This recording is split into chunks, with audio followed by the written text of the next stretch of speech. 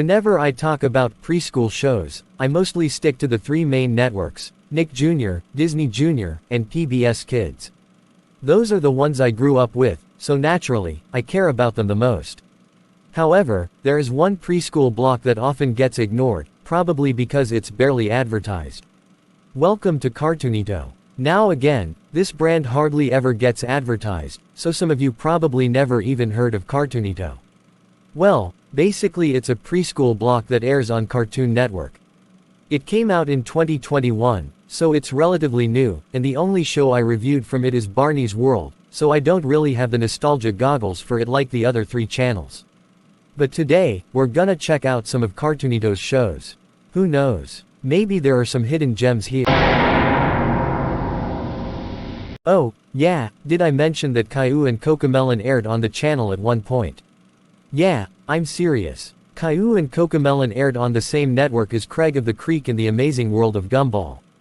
They don't air on the channel anymore, but the fact that Cocomelon was seen as professional enough to air on a local network just blows my mind.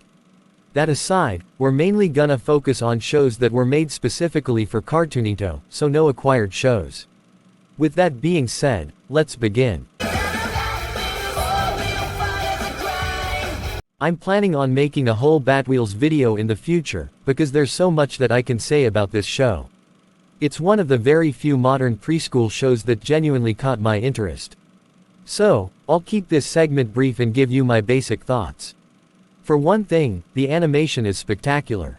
I had to mess around with the footage a bit to avoid copyright, but the way the characters move, and how it blends 2D and 3D, it just feels so alive. Unlike Disney Jr.'s superhero shows where everyone is as stiff as an action figure. I also appreciate the colors. One of the most well-known things about Batman is that it all takes place at night. So, we get a bit more darker colors, but it's still appealing to kids. Making a preschool show out of Batman isn't impossible to make work. After all, kids do love Batman. But here's the thing, Batman shows tend to have some dark themes that really aren't suitable for children, so they obviously had to tone some things down. The Joker and Harley Quinn don't have a toxic relationship, there's no real violence, and the villain's plots are honestly kind of silly. In one episode, the Joker tries to kick everyone out of the fair so he can ride the roller coaster. Aren't you a grown man? Why do you care about roller coasters? But anyways, they could have easily changed Batman's personality to be more energetic and goofy for the kids, or they could have aged him down to be a kid. But they don't do either of those things. He still has his calm, dark, and mysterious personality that we all know him for, and I really appreciate that. I also really like the dynamic the Batwheels have with each other. They each have their own distinct personalities, and they balance each other out so well.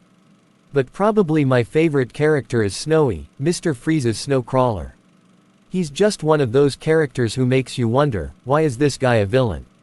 He's so freaking sweet. Whoa! My rotor's icing up! Sorry, Batwing. He has a friendship with Buff, the Bat Truck, and it's really wholesome to see. I just wish we got more episodes dedicated to him. It would be nice to see how he truly feels about being a villain. I know I said I'd keep this segment brief, but there's just so much to talk about with Batwheels.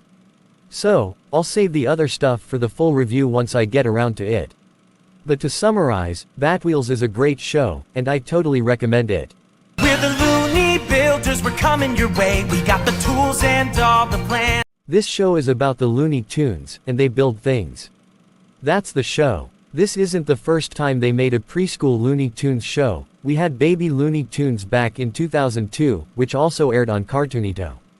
Like Batman, Looney Tunes isn't impossible to make a preschool show out of, especially since nowadays, the franchise is more kid-friendly. But here's the thing about old Looney Tunes, they were violent. They had guns, smoking, some cussing, and some questionable jokes that didn't age well. I know these shows take place in different canons, but still, seeing these characters in childlike settings will never not be jarring. As for the show itself, I will say this, it's better than Rubble and Crew. But that's not really a compliment. Every show is better than Rubble and Crew. But yeah, this show is fine. The Looney Tunes build things, and learn lessons along the way. If you take the Looney Tunes away, then there's really nothing special about it. It's just, whatever. Oh dear God. This is gonna be interesting, to say the least. Do you guys remember the Nick Jr. show, Little Bill? The show that was made by Bill Cosby. A very controversial figure. Well, we got another one. And they even have similar names, what a coincidence. Ellen DeGeneres was once one of the most beloved celebrities on TV. She had one of the most popular talk shows of all time. She was a supporter of the LGBTQ community, and she voiced Dory in Finding Nemo. But in the 2020s, things took a turn. Allegations of a toxic work environment on The Ellen Show came to light, and now, Hollywood wants nothing to do with her. So, when Little Ellen was announced, let's just say, people weren't happy. In fact, the hate got so bad that the show was removed from Max, and seasons 3 and 4 were never released. I had to buy the show on YouTube to watch it. But you know what? Let's ignore Ellen's controversy and judge this show on its own. So, is it good? Honestly, yes. The animation is pleasing, the characters are charming, and it has some good messages. It's not the best kids show I've ever seen, but it's fine for what it is. I honestly just feel bad for the people who worked on the show. TV shows take a long time to make, regardless of its quality, so the fact that 2 whole seasons of hard work will possibly never be released is just sad. If this show had nothing to do with Ellen, I think people would be a lot less harsh on it. Alright, before we get to the next show, I want to take a moment to talk about the current state of Cartoonito. When it first launched, the block aired for a solid 8 hours a day, from 6 a.m. to 2 p.m., which is pretty reasonable for preschool programming. But over time, things started shrinking. First, it disappeared from weekends. Then, last year, the schedule got slashed again, to less than an hour. That's right, Cartoonito now airs from 7:30 to 8:15 a.m. That's barely enough time to fit 3 half-hour shows. What were they thinking? Honestly, it feels like a sign that Cartoonito might not be around much longer. It's never been as popular as Nick Jr. or Disney Jr., and Cartoon Network has been struggling with daytime ratings in general. If things keep trending this way, I wouldn't be surprised if the block gets quietly shut down in the next few years. I really hope I'm wrong. There is potential here, and there are some genuinely good shows on the lineup. So hopefully, Cartoonito sticks around, at least for a little while longer. I'm the #1 engine. Whoa! All engines go! Oh boy, another controversial show. Man, Cartoonito can never catch a break, can it? I was never really a big Thomas fan as a kid, so I'm probably the wrong person to talk about this show, so I'll just judge it on its own merits. And to be honest, it's fine. It has bright animation, the characters are okay, and I don't think it's anything to get upset over. It's just an okay distraction for young kids, and there's nothing wrong with that. But if you're a die-hard Thomas fan, I'd be curious to hear what you think of this show. Let me know in the comments. Jessica's Big Little. And finally, let's talk about Jessica's Big Little World. This is a spin-off of Craig of the Creek, focusing on Craig's sister, Jessica. I know I've never talked about it before, but I really like Craig of the Creek. It's one of my favorite Cartoon Network shows. And if you know me, you know that I don't have the best relationship with spin-offs, but I was pleasantly surprised with this show. It has a humble feel, a charming main character, and it has the same quirky charm as the original.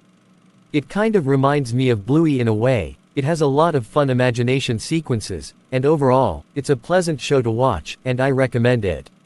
After checking out these shows, I gotta say, Cartoonito is pretty underrated. It may not be as popular as other preschool brands, but there is some genuine talent here. And I've yet to see an outright bad show from Cartoonito, so they clearly know what they're doing. It's a shame that Cartoon Network doesn't really care about it anymore. Hopefully, we get to see more of Cartoonito, and I'm looking forward to seeing what they make next. Anyways, that's it for this video. Let me know what other Cartoonito shows I should review. And until next time, party on.